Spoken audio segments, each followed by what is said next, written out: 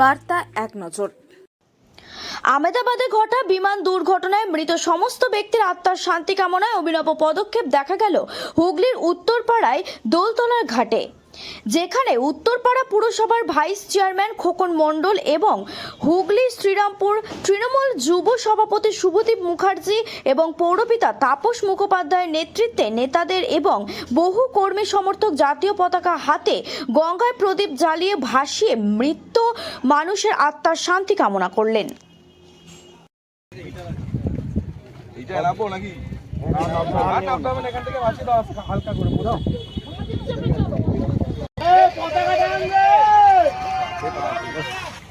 প্রচুর সেবা লাগে এখানে, বাচ্চা নামি না প্রচুর সেবা লাগে।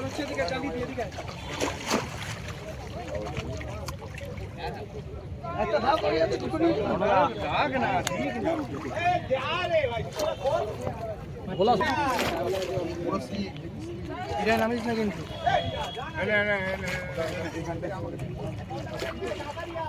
জ্বালিয়ে জ্বালিয়ে এ নীলু এই লাইটগুলো সবাইকে জ্বালিয়ে দেবো। জ্বালিয়ে দিলাম তো রে, এখানে আসতে হবে অনুদা মারা করে নামবে না কেন হাতে দিবি, আমি জ্বালিয়ে দেবো।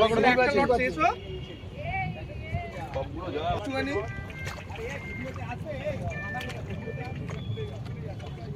বন্ধুবান তো এদিকে দাঁড়িয়ে নেই, আস্তে আস্তে সব ছাড়ো তাহলে রয়ে যাবে।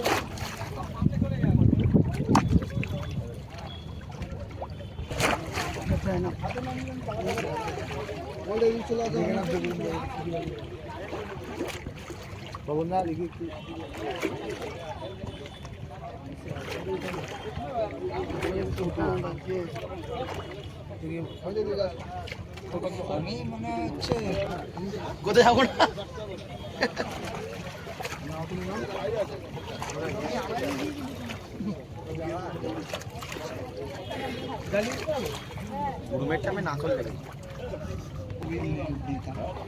উপরে দাঁড়ালে এখান থেকে একটা ছবি নিতাম সবার।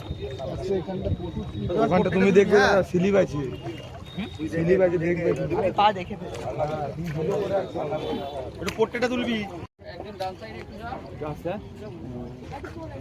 আজকে আপনাদের এই কর্মসূচির কারণ? আপনারা সকলেই জানেন যে আহমেদাবাদে যে ভয়ঙ্করতম যে প্লেন দুর্ঘটনা ঘটেছে এবং তার ফলে যে মানুষদের প্রাণ চলে গেছে, তাদের স্মৃতির উদ্দেশ্যে, তাদের আত্মার শান্তির উদ্দেশ্যে আমরা আজকে গঙ্গায় আমরা যে শ্রদ্ধা জ্ঞাপন করলাম।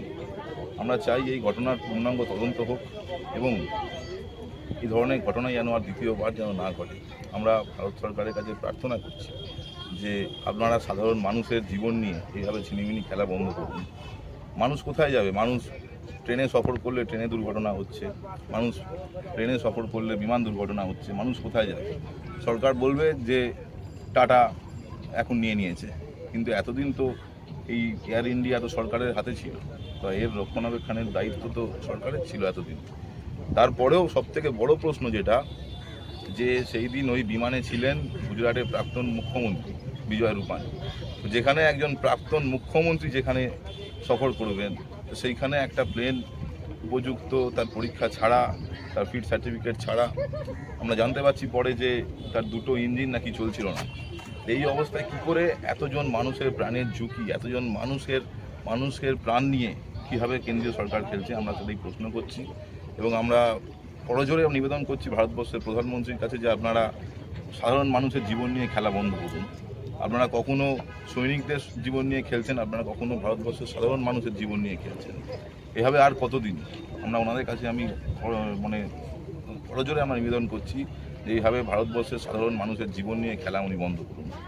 একটা কথা উঠে আসছে যে 15 বছর হয়ে গেলে গাড়ি বাতিল হয়, সেক্ষেত্রে যে প্লেনটা অ্যাক্সিডেন্ট হয়েছে তার বয়স 12 বছর, কী বলবেন? সেটাই বলছি যে পর্যাপ্ত ফিট রিপোর্ট ছাড়া এখন জানা যাচ্ছে, বা প্লেনের যাত্রীরা সেদিনকে যারা ছিলেন তারা কেউ ভিডিও ছেড়েছেন, তাদের মাধ্যমে আমরা দেখতে পেয়েছি সোশ্যাল সাইটে যে প্লেনের ভেতরে অনেক কিছু চলছিল না, সিটের অনেক কিছু এলইডি স্ক্রিন থেকে শুরু করে অনেক কিছু চলছিল না। তারপরেও সবথেকে বড় যে প্রশ্ন সেটা হচ্ছে প্লেনের দুখানা ইঞ্জিন বিকল হয়ে গেছে। কীভাবে একটা আহমেদাবাদ থেকে একটা প্লেন লন্ডনে যাচ্ছে, তার আগে প্লেনটি সফর করে এসেছে, তো সেখানে কীভাবে একটা প্লেনকে পর্যাপ্ত পরীক্ষা ছাড়া, পর্যাপ্ত তার ফিট সার্টিফিকেট ছাড়া কীভাবে এতগুলো মানুষের জীবন, 241 জন মানুষ, কীভাবে এতগুলো মানুষের জীবন নিয়ে ভারত সরকার খেলছে, এটাই আমরা বলছি, এটাই আমরা বলতে চাইছি।